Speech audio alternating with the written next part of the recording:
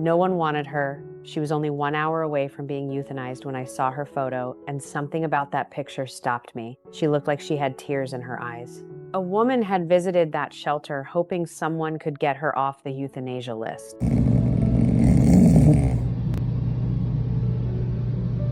I showed the photo to my fiance. He looked at her and said, "I have to be her papa."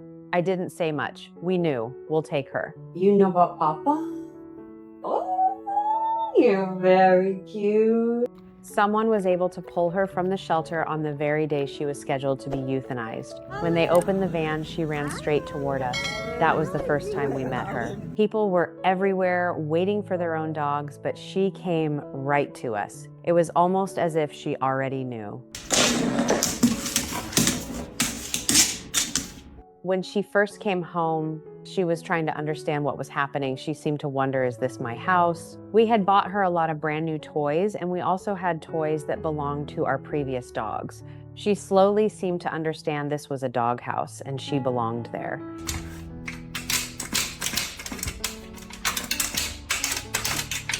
We started taking her to parks, and another side of her came out. She loves to run. She can run incredibly fast and even keeps up with a greyhound. Every day she gets the zoomies for about an hour. We call it her witching hour, usually between 3 and 5 in the afternoon. Running is simply her favorite thing to do.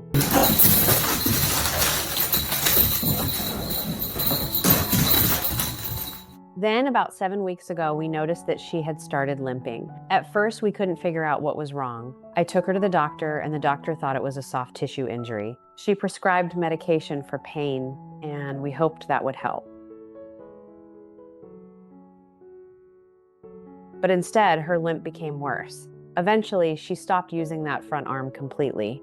That was when I said, let's do an x-ray. The doctor came back after the x-ray, and the look on her face told us something was very wrong. She said she couldn't believe it. There was a mass on her arm.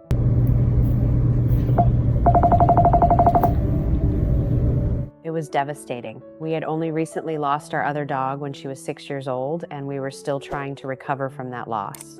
Now we were facing this with a dog who was still so young and had so much life in her. Yeah, you want this cookie? Yeah, you want this cookie? The diagnosis was osteosarcoma. We were told that if we did nothing except manage her pain, she might have only a few weeks or perhaps a couple of months. But we didn't want to simply give up on her. We wanted to give her a chance to fight, so we chose the most aggressive treatment route available to us.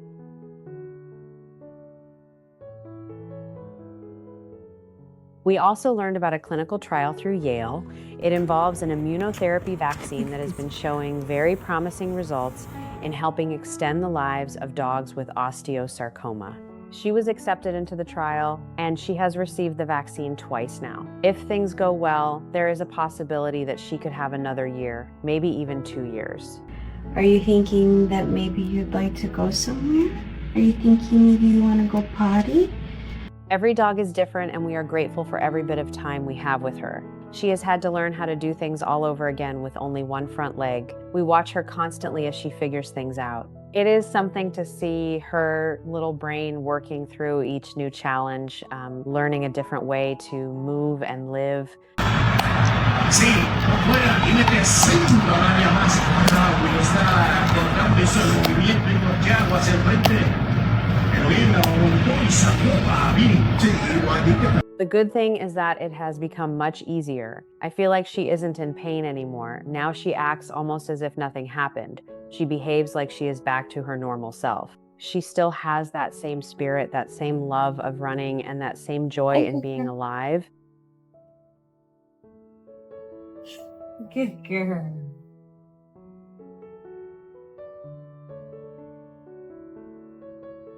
When I look at her now, I think about how close we came to never knowing her at all. She was 1 hour away from being euthanized, and all it took was one photograph to make us stop and say, we have to take care of this baby.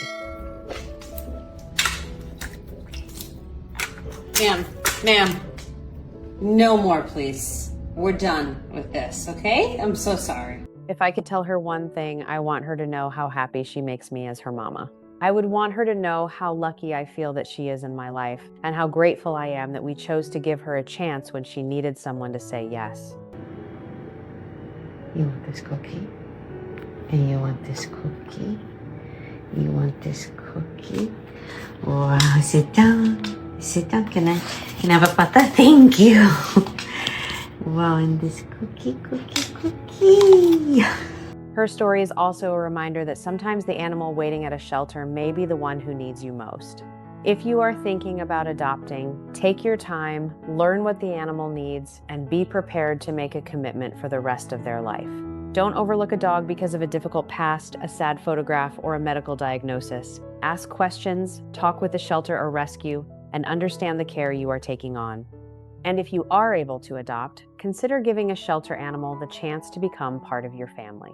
Sometimes, the one no one wanted is the one who ends up changing your life forever.